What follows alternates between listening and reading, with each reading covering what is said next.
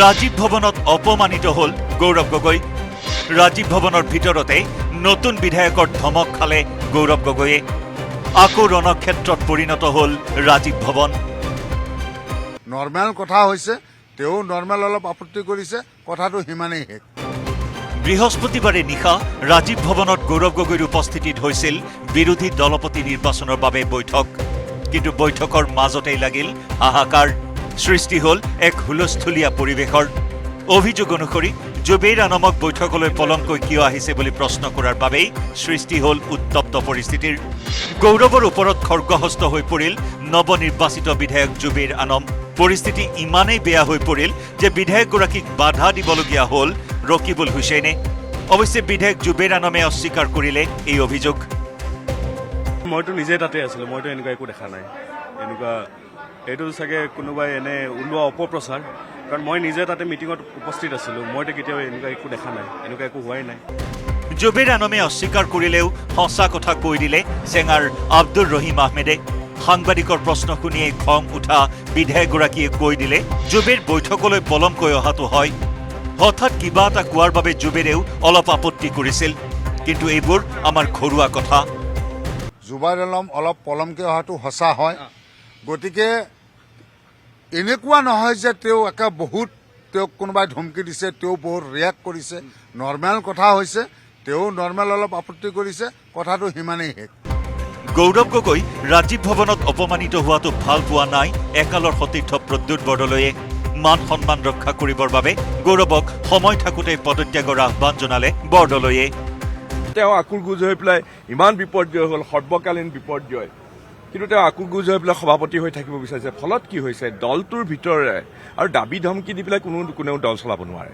গতিকে তেওঁ যিটো কথা কৈছে, মোৰ দুখ লাগিছে। মই কথাটো শুনি আচলতে মই কিবা আনন্দত উল্লাসত মই একেবাৰে মতলীয়া হৈ যোৱা নাই। কিন্তু কথাটো এইটো তেওঁ বুজি পাব লাগিছিলে। তেওঁৰ আচলতে এতিয়া তেওঁৰ নেতৃত্বৰ প্ৰতি চাগে কংগ্ৰেছ দলৰ যিসকল আছে উঠি অহা নতুন প্ৰজন্মৰ, তেওঁলোকে চাগে ইমান আস্থা নাইকিয়া হৈ গৈছে, আৰু সেইকাৰণে এনেধৰণে তেওঁ অপমানৰ সন্মুখীন হ'ব লগা হৈছে।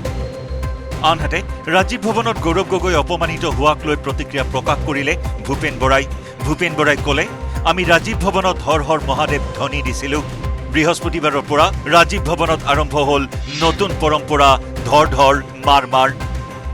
আগতে যেতিয়া মই কংগ্ৰেছৰ সভাপতি আছিলোঁ, তেতিয়া ৰাজীৱ ভৱনত আমাৰ এজন ভাইচ প্ৰেচিডেণ্ট আছিলে ৰাজু শৰ্মা বুলি, এতিয়া ঢুকালে।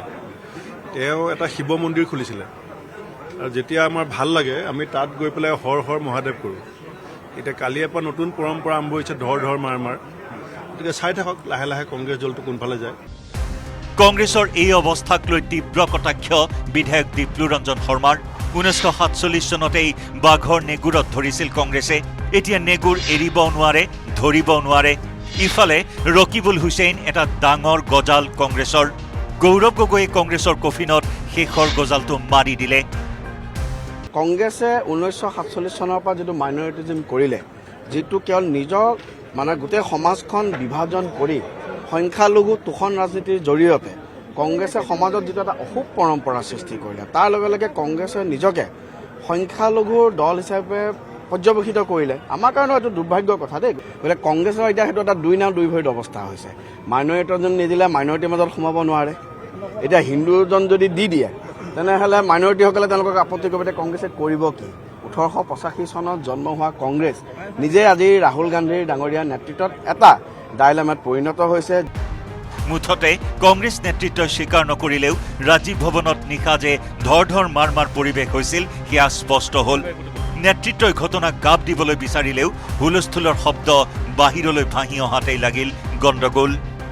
ভিডিঅ' জাৰ্নেলিষ্ট সঞ্জয় বৰাৰ সহযোগত বিক্ৰম বৰাৰ report, news 18 Assam north east.